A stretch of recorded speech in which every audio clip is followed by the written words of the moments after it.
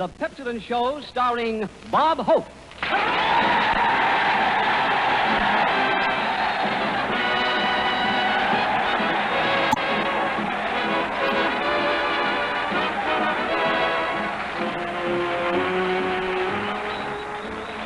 Thank you so much. How do you do, ladies and gentlemen? This is Bob, Priorities Hope, telling you sailors to buy Pepsodent toothpaste and turn in your old tube, and your teeth will be so bright you can get a better-looking girlfriend and turn in your old tub. Well,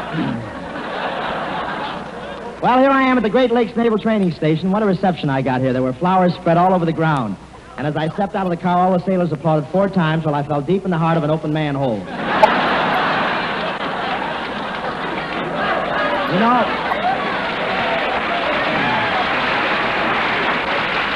You know, when a visiting celebrity arrives here, they always have a big brass band at the station to greet him. Well, for me, they had a campfire girl playing a harmonica.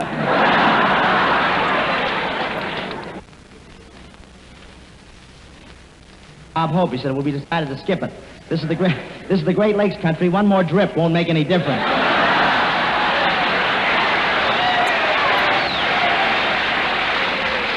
I don't see why all the Midwestern people rave about the Great Lakes so much. We have the same thing in California and in midair, too. There were 2 old ladies down here this afternoon. They just saw a sailor for the first time. One of them pointed at the back of his pants and said, "Good gracious, Martha, a girdle on the outside."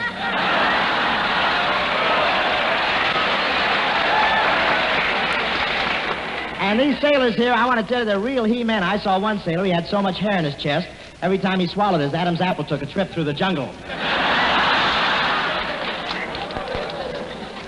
I didn't want him to think I was a sissy, so I walked up to one big sailor and I said, "Listen here, I'm tough."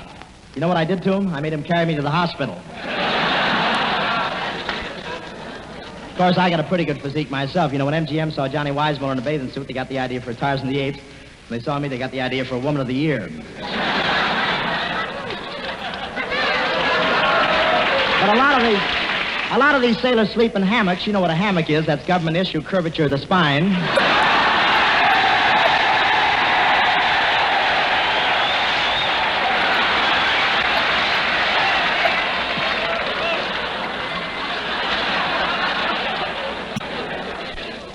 My uncle is a great sailor. He still keeps up the old traditions. The other night he went down with his schooner right on the floor of the Clayton Bar.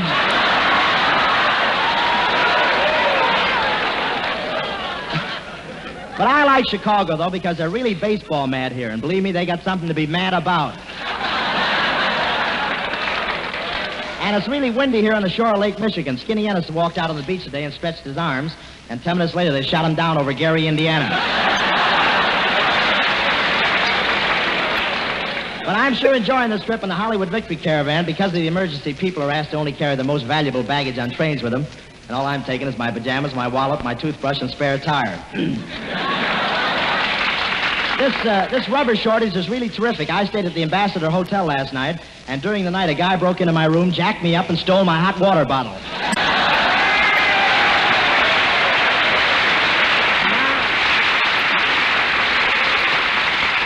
And now Larry Keating. All right, Bob. Ladies and gentlemen, all you regular listeners to the Double or Nothing program know... Wait a minute, Larry. This is not the Double or Nothing program. Oh, it is this week, Bob. Because if you want to get double value for your money without gambling, here's a sure thing.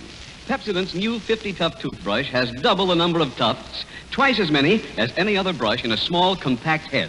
Tufts now improved with sturdier, more durable nylon bristles. Double the number of tufts in brushing contact with your teeth. Double the cleansing power and double the pleasure. You not only get a brush that's a pleasure to use and doubly effective as an aid to healthy, sparkling teeth, you get a cash certificate besides. You can use this cash certificate in place of a dime for any item in the store costing 10 cents or more. Drugs, cosmetics, anything you want. Get a 50 Tuft toothbrush for every member of the family. With each brush packed right in the sealed glass container is the cash certificate worth 10 cents in extra spending money. So outfit each member of your family with the Pepsodent 50 Tuft toothbrush. You give them doubly efficient aid to healthy, sparkling teeth, and you help to protect their smiles.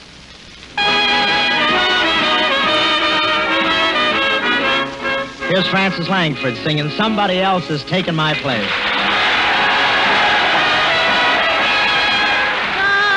Somebody else is taking my place.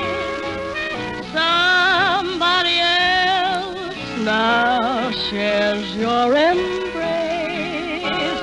While I am trying to keep from crying, you go around with a smile on your face. Little you care for vows that you made. Little you care how much I have paid. My heart is aching. My heart is breaking.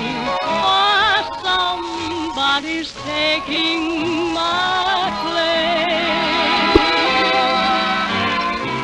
Little you care for vows that you made. Little you care how much I have paid. My heart is aching. My heart is breaking. For somebody's taking my place. Somebody's taking my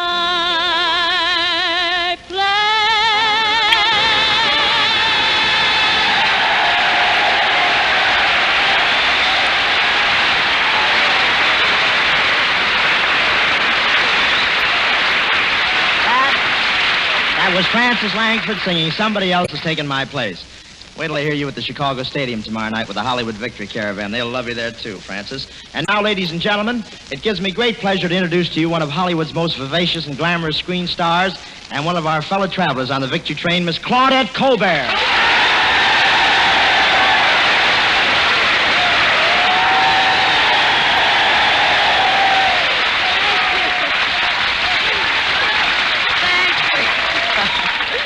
Thank you, Bob. Well, Claudette, how do you like it here at the Great Lakes Naval Training Station with all these handsome sailors? Oh, it's wonderful, Bob. By the way, how do you get acquainted with a sailor? Well, in your case, just... In your case, just walk by the barracks without a bodyguard, that's all. I knew I'd never get to that line. What do you mean, Bob? Don't they even wait for an introduction? What? Don't they even wait for an introduction? Listen, Claudette, once a sailor was cast away in a desert island in the middle of the ocean with a beautiful blonde. He was just about to say, "Pardon me, have we been introduced?" And before he could say pardon, the Marines had landed.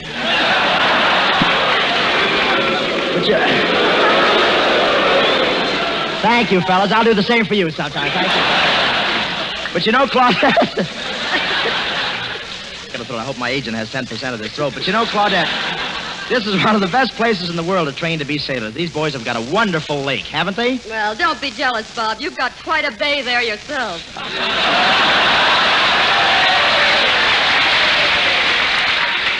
Look, just compare your physique with those fellows out there. Just look how hardy they are. So what? Look at me. I'm hardy.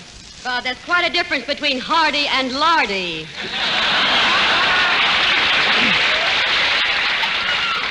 But then perhaps you're not as young as you used to be. Well, I don't know why you say I'm not young. I bet I'm as young as any of these sailors. You are not. I've seen these sailors, and they have American flags tattooed on their arms. Well, I've got an American flag tattooed on my arm. I know, but theirs have more than 13 stars.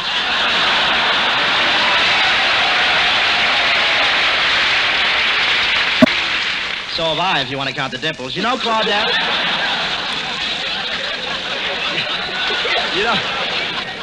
Claudette, I'm glad to be here, and I'm really thrilled about it. I understand, but that's no reason to make a show of yourself dancing the sailor's hornpipe on Michigan Boulevard. Oh, that wasn't the sailor's hornpipe. I was running after a bus when my suspenders broke. Hey, just look at all those fellas out there training to be sailors. Gee, how often they must hear those words, those wonderful, impressive words. You mean all hands on deck? No, I mean those words so dear to the heart of any naval man. Roll 'em, brother, you're fated.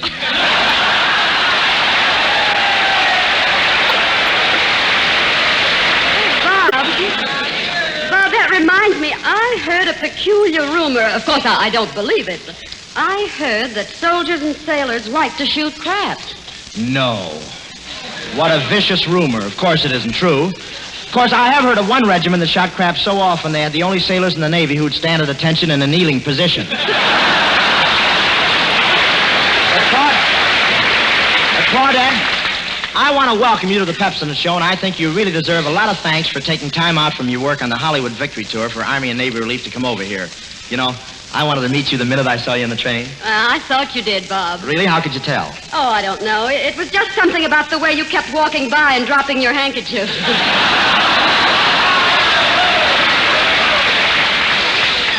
I'm positive you were flirting with me, Bob. Well, maybe I did have a slight gleam in my eye. Slight gleam?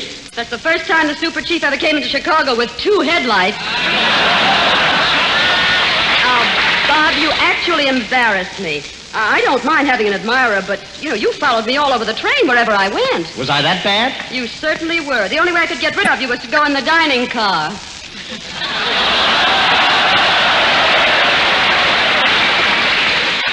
And when we finally did go in the dining car, you were so noisy. I was noisy in the dining car? Well, perhaps you didn't mean to be, but, gosh, the way you crinkled that wax paper unwrapping your sandwiches.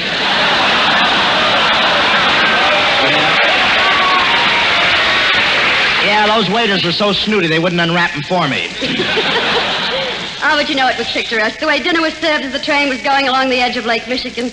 And Bob, I thought $1 for a fish dinner was very reasonable. Well, I didn't say it wasn't. No, but you were the only one that put a fishing line out the window and tried to catch your own. Well, anyway, I'm enjoying the Victory Train very much. Well, it must be fun for you, Bob, making the trip with all those beautiful girls. Joan Bennett, Merle Oberon, Elvia de Havilland, Joan Blondell. Oh, were they on the train? I hardly noticed. You hardly noticed. For 3,000 miles, you fizzed like a bottle of 7-Up. Yes, I percolated all the way from Pomona to Cicero. The whole trip I sat between Merle Oberon and Olivia de Havilland. I saw you, but I noticed you didn't do any talking. I couldn't. Why not? Every time I opened my mouth, smoke would come out.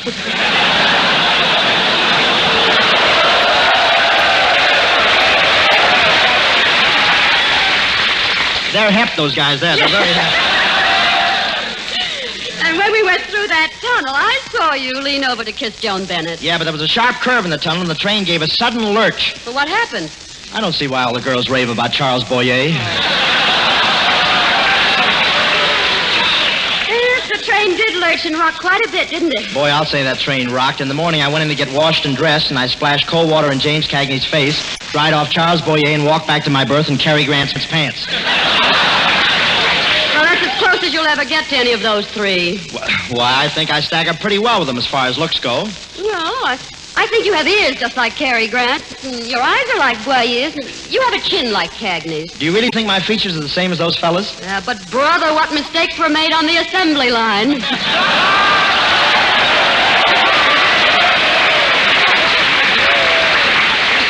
Well, one thing you've got to admit, Claudette, I was really a big shot on that train when we got to Washington. My brother's a big politician. He gave me a letter of introduction to the president.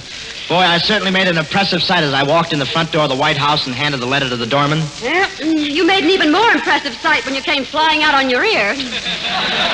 Well, how did my brother know Wilkie didn't get in?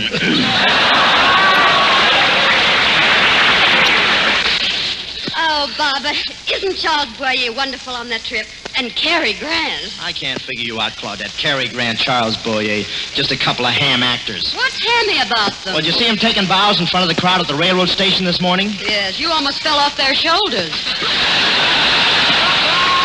Well, the Pepsodent sign got a little heavy. It's no use, Bob. Somehow you just don't appeal to me like Charles Boyer does. Oh, you just like him because of his accent. Well, I guess you're right. I do like his accent. Well, I can have an accent like that. Listen.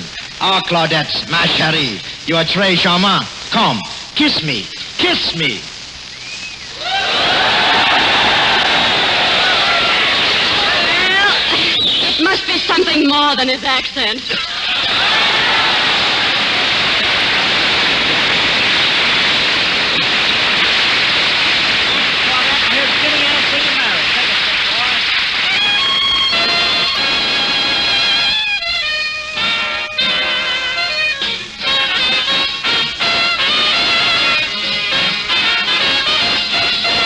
It's Mary. I'm crazy about Mary. For Mary is plainly lovely. When she's with me, I'm a happy guy. Gee, Mary. Without her, I'm lonely. And if she will say I do, then I will too, and Mary mine.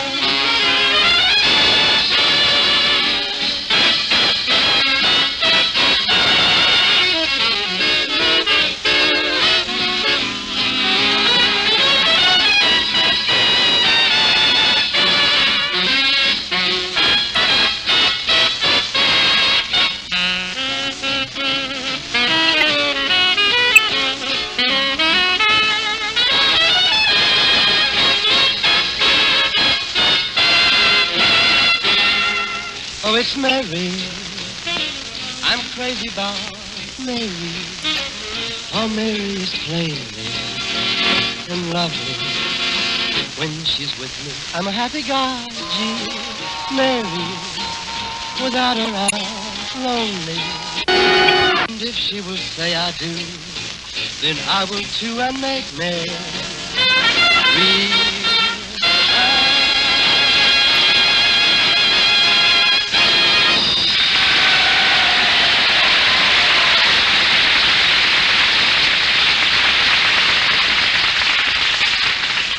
Check and double check. That's what Pepsodent did. They checked and double checked the fact that Pepsodent tooth powder makes teeth twice as bright. Independent laboratory tests had proved that Pepsodent tooth powder can produce a luster on teeth twice as bright as the average of all other leading brands. Say, that's mighty important evidence. It sure is. And then Pepsodent double-checked this discovery in practical tests. Yeah, you know, I've seen pictures in the current magazines of the many sets of identical twins who joined in the tests to prove that Pepsodent tooth powder actually gets teeth brighter. Yes, and here's how the test was made. One twin used Pepsodent tooth powder. The other chose another leading brand.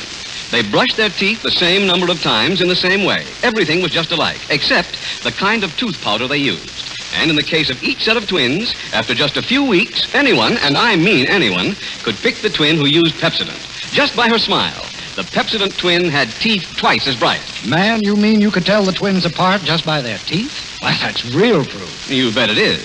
Pepsodent gives a twice as bright smile. And what Pepsodent can do for the twins, let it do for you. Just go down to the corner drugstore tonight and say, Pepsodent tooth powder, please. Remember, you don't need an empty tube or can when you buy Pepsodent tooth powder.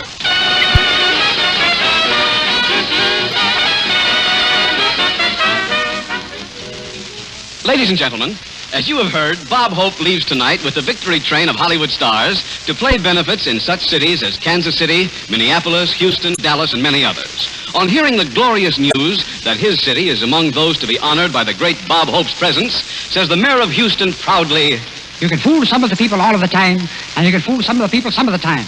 You can fool all of the people part of the time, and you can fool part of the people some of the time. You can fool part of all of the people almost all of the time, but this is ridiculous."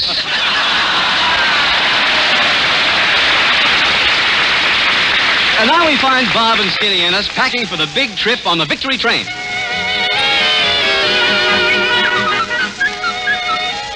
Gee, Skin, just think, tonight we're taking the train and joining the Hollywood Victory Caravan for Houston. Yeah, say, Bob, I ain't traveled much, you know, and tell me, how much do you give a port at the end of the trip? Well, it depends. Depends on what? On whether or not he sees you getting off the train. Come on. We've got to finish packing. Skin, go in the closet and get the rest of our suits. Oh, Bob, I'm afraid to go in that closet. There's a big moth in there, and he keeps beating me up. Skinny, you don't have to be afraid of a moth. Here, take my revolver and show him who's boss. Okay. Give me the gun. Here I go.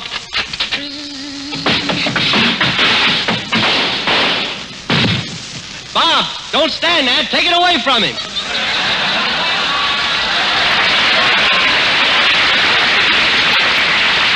Not me. He looks tougher than a second lieutenant's heart. Hey, Bob, are we all ready to go down to the train now? Almost. Say, you know, Skin, so many beautiful stars are going on that train. I'm going to call one up and take it to the station. Say, Skin, who do you think is more my type, Elvia de Havilland or Claudette Colbert? Why, Bob, I think Claudette is your type. Olivia's more my type. Well, then I'll neck with Claudette and you neck with Elvia. Okay, and when we get tired of them, we'll just change off. Gee, that was fun. What'll we play now? Well, Never mind, we gotta finish packing our trunks. The man from the express company should be here any minute to take our luggage down to the station.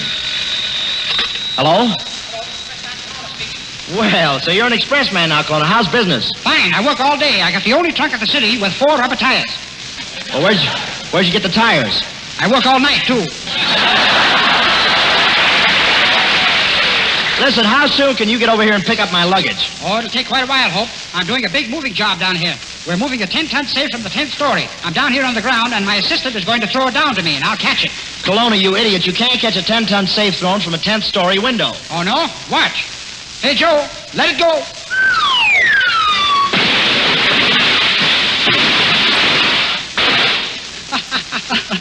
That Joe, he put a curve on it.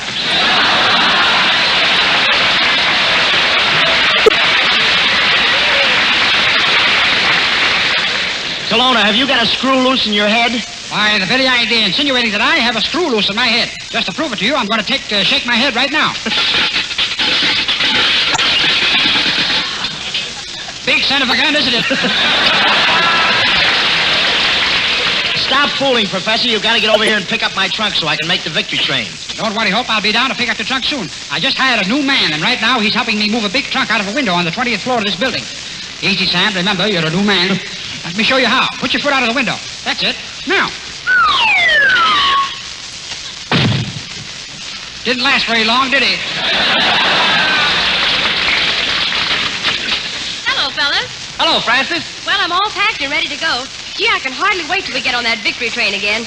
Just think, Cary Grant will be on the train. He's divine. Wait a minute. Why do you think fellas like Cary Grant are better than me? After all, what's Cary Grant got that I haven't got? Well, Cary is filled with charm. Well, I'm filled with charm. Cary is dripping with personality. Well, I'm dripping with personality. Cary spends his money like water. I'm still dripping. Hey, Bob, someone's coming down the hall.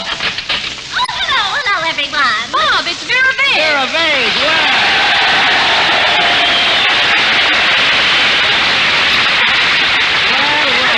Vera Vane, pull up your sag and sit down. Tell me, what are you doing here? Well, Francis invited me to go on the train with you. I'm going to be with you on your whole trip as a chaperone. A chaperone? Yes. You mean one of those people who stand around and keep an eye on everybody and spoil the fun? Yes.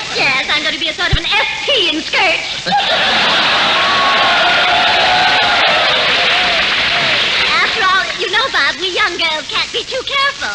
I only recently a sailor tried to flirt with me, but I reported him to the head of the Navy. Oh, he was such a... What'd you say?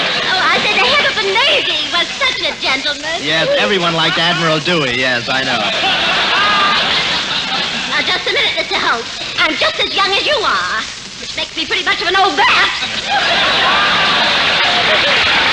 Well, tell me, Miss Vague, what are your duties as chaperone?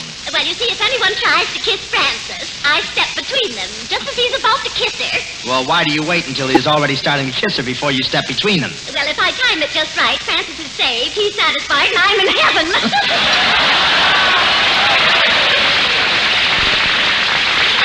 Well, suppose some of them try to kiss her again, what do you do? Well, Bob, have you heard the dainty way a woman can reason with a man? Appeal to his sense of honor, and to his sense of decency, and to his sense of fair play? Yes. Well, I just bash in his head with a club and say, we'll have a time. Hey, when are we going to get going anyway? Say, we'll leave pretty soon, Skin. Colonna should be here with his truck any minute. Hey, here he comes now.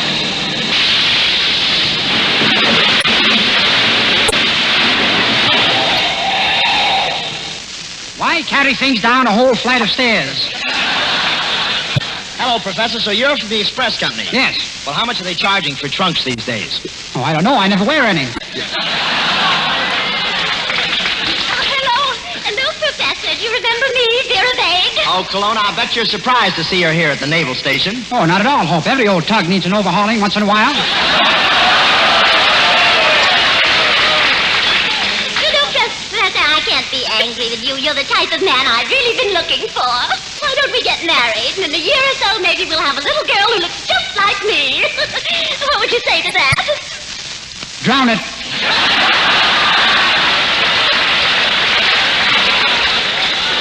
Oh, come on, Professor. Hurry up and take our luggage or we'll miss the train. Yeah, we'll put the bags on your truck, Colonna. Now, come on, drive us down to the railroad station and step on it. Okay, here we go.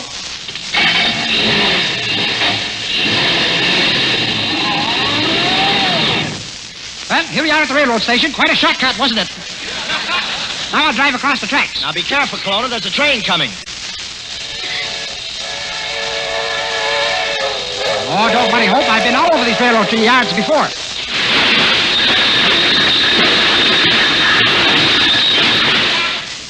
Of course, it's not spread out quite so thin.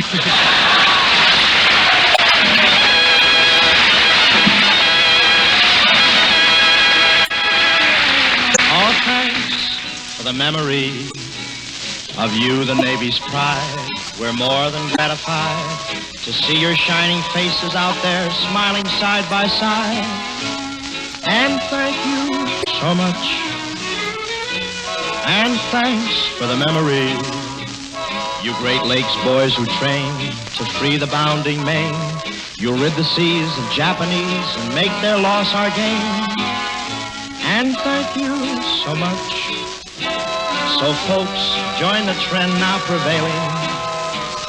Buy bonds and help keep these boys sailing. This is no time for shirking or failing. Our force that frees the seven seas. Say it's been a real pleasure and privilege to broadcast here from the Great Lakes Naval Training Station tonight. And I'd like to thank Admiral Downs and his entire personnel for making it so enjoyable for us all. Also, thank you, Miss Claudette Colbert, for adding so much to our program. Say, I think I should mention that Miss Colbert's salary tonight is going to pay for tickets for the boys to see the show tomorrow. How about that, fellas?